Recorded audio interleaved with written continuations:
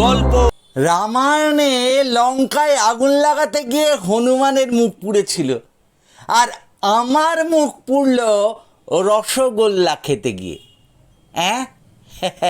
অবাক হচ্ছেন তো? সেই রসগোল্লার লঙ্কাকাণ্ডের গল্প শুনুন এবার। তারপর গাবলু মামা গল্পটা শুরু করলো। গাবলু মামা গলায় একটা ঝাঁকুনি দিয়ে বলল, তখন আমার বয়স 25-30 হবে। সে সময় আমাদের পাড়ায় হরেন বাবু বলে এক ভদ্রলোক থাকতেন। তিনি ছিলেন ভীষণ কৃপণ, 1 পয়সার মা বাপ। সেই হরেন বাবুর মেয়ের বিয়েতে আমরা কয় বন্ধু নিমন্ত্রিত হয়েছি। কিছু কাজকর্মের দায়িত্ব আমাদের উপর পড়ল। আমরা বিয়ের আগের দিন থেকেই যাতায়াত করতে শুরু করেছি, কারণ রাত্রে ভিয়েন বসবে, রসগোল্লা পান্তুয়া তৈরি হবে, থাকলে এদিক ওদিক করে একটা দুটো গালে পড়বেই। সেই কারণে আমরা ছোট ছোট কটা কাজের অজুহাতে রাত্রে হরেনবাবুর বাড়িতেই থেকে গেলাম। হরেনবাবু আমাদের কাজের উৎসাহে ভীষণ খুশি, কিন্তু হরেনবাবু তো জানতেন না ওনার ওপরে আমাদের কত কিলোগ্রাম রাগ রয়েছে। আর এই লোকটা হাড়কে পোন, পাড়ায় বিপদে আপদে কোনো সময় নিজেদের পকেটে হাত দেবেন না। সরস্বতী পুজোর চাঁদাটাও অনন্তকাল থেকেই ওনার হাত থেকে 5 টাকার বেশি বেরোবে না, তাও একবারে নয়। আজ 2 টাকা, কাল 1 টাকা, এইভাবে 5-এ গিয়ে শেষ। তাই আমাদের ইচ্ছে ছিল ওনাকে একটা শিক্ষা দেওয়া, কিন্তু কিভাবে শিক্ষা দেব? অনেক রকম পরিকল্পনা হয়েছে, কোনোটাই কার্যকরী হয়নি। হঠাৎ বিয়ে বাড়িতে বসে বুয়ার মাথায় একটা বুদ্ধি এলো। বুয়া বললে, বিয়ে বাড়ির রসগোল্লায় কেরোসিন তেল ঢেলে দে, কেরোসিনের গন্ধে কেউ একটা মিষ্টিও মুখে তুলতে পারবে না। বাধ্য হয়ে হরেনবাবুকে মিষ্টি কিনে আনতে হবে, অনেকগুলো টাকা খসে যাবে। শাস্তিটা খুব মন্দ হবে না। আমরা সকলেই রাজি হয়ে গেলাম। এই কাজটা করার জন্য আমরা সুযোগের অপেক্ষায় থাকলাম।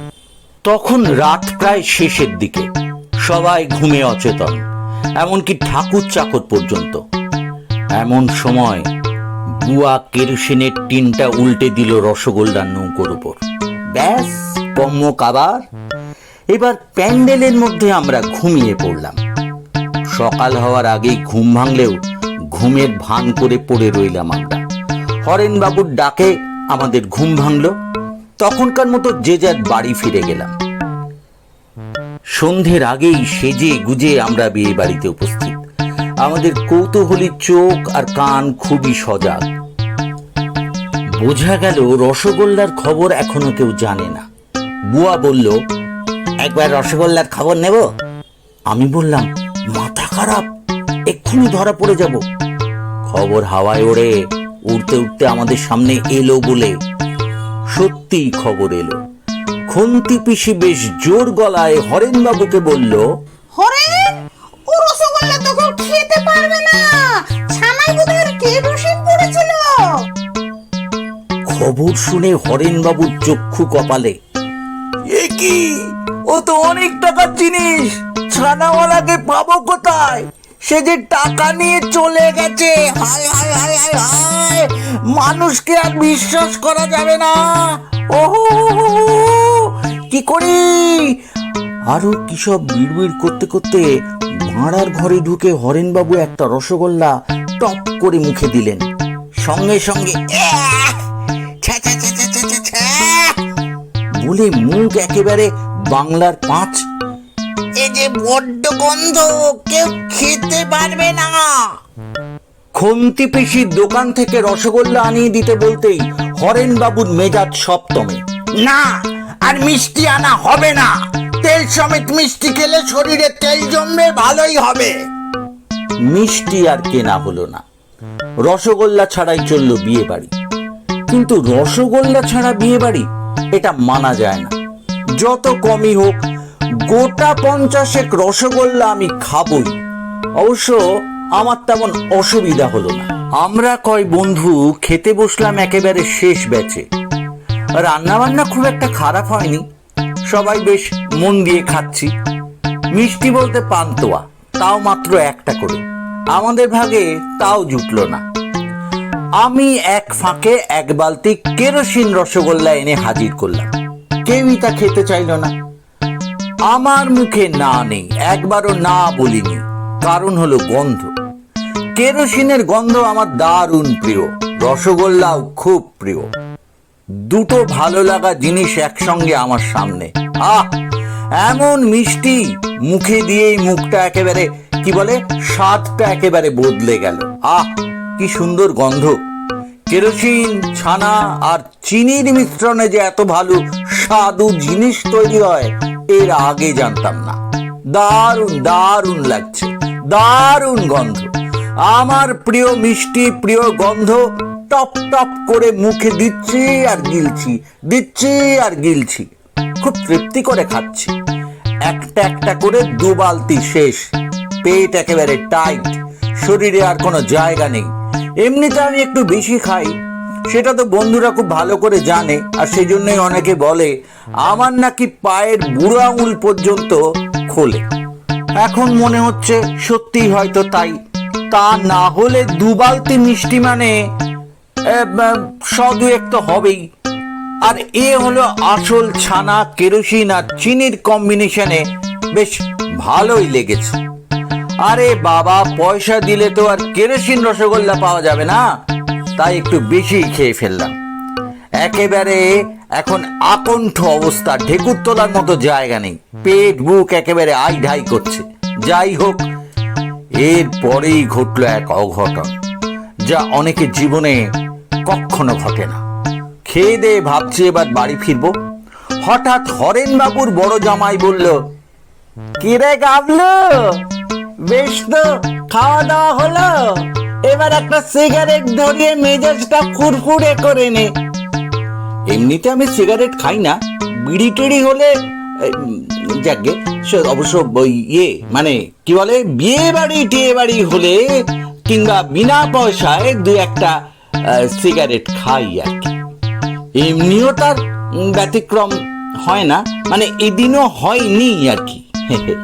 যাই হোক, জামাই বাবুর হাত থেকে সিগারেট নিয়ে ফস করে সেই দেশলাই জ্বালিয়ে মুখের কাছে কাঠিটা আনি কি আনিনি,